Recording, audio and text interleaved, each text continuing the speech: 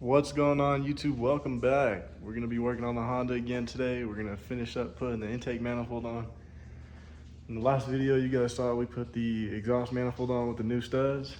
Now we are going to be doing the intake manifold studs. Let me show you guys the old ones. So as you can see, I already got most of them out except for those two right there.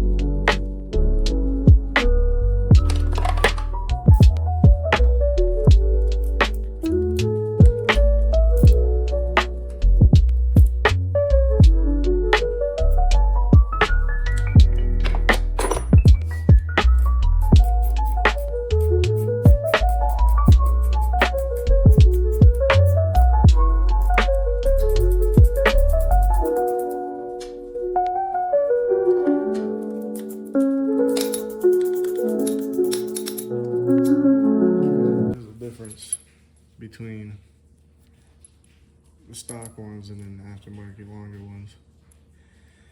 You could take them off as well through the studs with the Allen, so then you don't have trouble taking it off.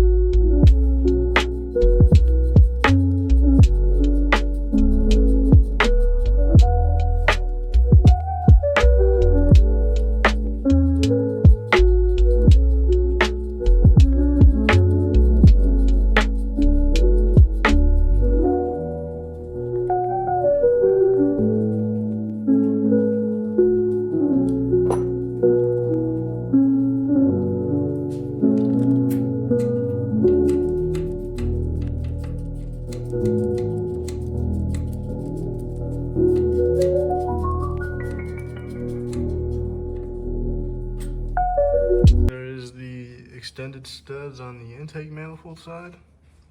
Done. And obviously there's the new ones for the exhaust. Looking pretty good, looking pretty good. So yeah, let's throw on the intake manifold with the gasket. See what it looks like. Everything hooked up, we got the alternator on.